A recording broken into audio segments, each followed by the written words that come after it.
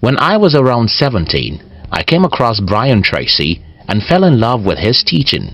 I would go to the internet cafe at night because I couldn't afford the normal fee in the day. I would spend hours in the night listening to Tracy and reading his quote.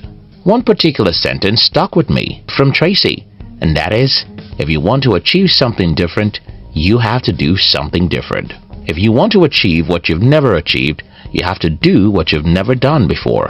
Growing up, I wrote the above sentence and pasted it in my room, and each day when I see those words, I knew I had to make sacrifices. It's very simple.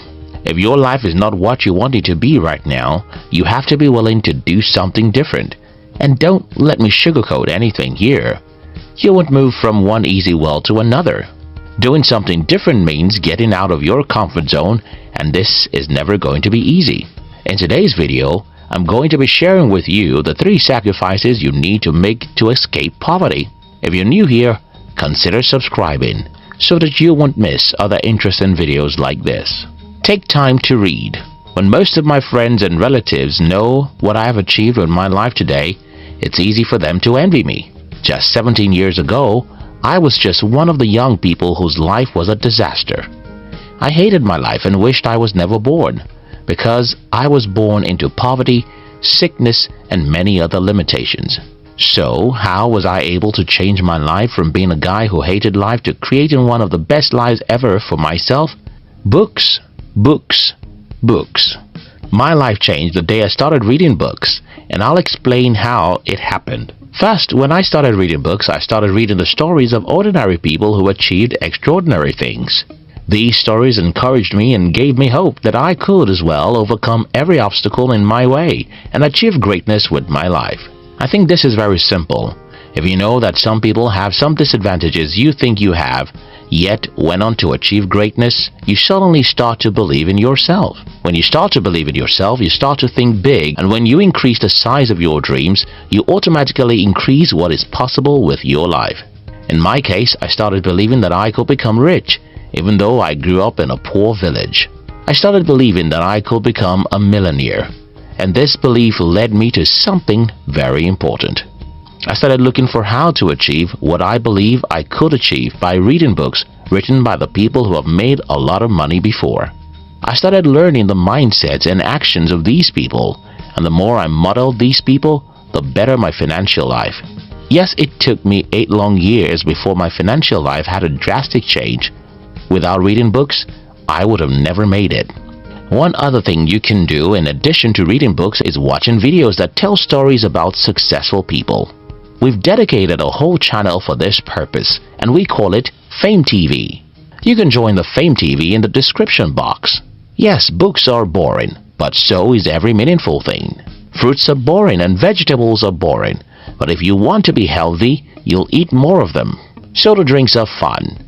Sugar is sweet and fast foods are nice, but if you like your health, you'll run away from them. The TV is fun and social media is interesting, but if you want to escape poverty, you'll spend more time with your books. Some time ago, I got to know that Bill Gates reads 1 book every week. I've also read about the fact that an average millionaire reads 1 book every week. If an average millionaire does something, it's probably a good thing to emulate. So I decided that I'm going to be reading 1 book every week. This isn't easy, and I'm not asking you to start reading a book per week. But you have to make sacrifices to read books if you want to escape poverty. Don't make excuses. I told you earlier that sugar is sweet, and you agree that hard drugs, fast foods, and most other harmful things are fun. Another very sweet thing is excuses, and that's why most people make it. Listen, you can come up with 100 reasons why you are where you are if you want, and you can as well come up with a single reason why you need to be elsewhere. The difference is in the way you use the powerful machine God gave you. That machine is your brain. If you program your brain to look for the reasons why you are poor, your reticular activating system will be busy looking for reasons, and you'll start seeing how the economy, the government, and your parents make you poor. Your brain will quickly show you how your lack of education, your health challenge, your childhood, or even the country you were born are the reasons why you're poor. If, however, you program your brain to look for why you must be rich, you'll start seeing that even in a bad economy, Some people are making hundreds of thousands of dollars in legitimate businesses. You'll start reading about people who went through similar difficulties like you and ended up successful. You'll start seeing that you have much power over your life than you think, and you'll start taking responsibilities. An excuse is the food of the fools, and our world is filled with many of them because an excuse is sweet. It's about pointing a finger. It's easy. Everyone can do it. But if you want to escape poverty, you'll not do it. Don't make an excuse. Identify what you have to do to change your life and do it, no matter how difficult. Trade 100 failures for one success. I heard something very interesting from Matt Cuban a few days ago, and it made a lot of sense to me. Cuban said, and I quote, "It doesn't matter how many times you fail. Remember, you only have to succeed once." This statement makes a lot of sense to me because when I looked back at my 8 years of failure, I could see the meaning of this statement. You see, my first 8 years in the business world were terrible. Everything I attempted failed, and everyone thought I was stupid. I was broke, rejected, and frustrated. But a day came when I had my first breakthrough. From there, I had my second breakthrough, and the third. Today, it seems as if everything I touch becomes successful. But that's the opposite of the kind of life I had only a few years ago. Here's the thing. It doesn't matter how many times you fail. Remember, you only have to succeed once, and that once will quench all the pains of the failed years. Why is it important you understand this? Well, most people see failure as a bad thing, and that's why they give up. If you're in search of success, you should understand that the road that leads to success is called failure.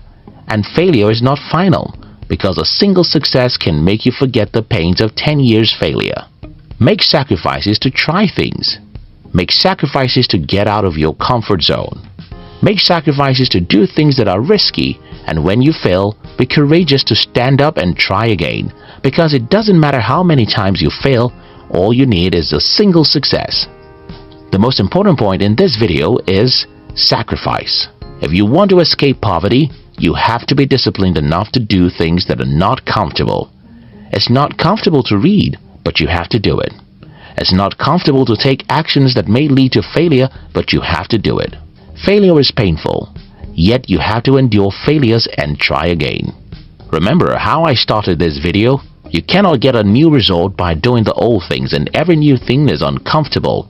So, you have to be willing to make sacrifices if you want to escape poverty. If you enjoyed this video, don't forget to subscribe.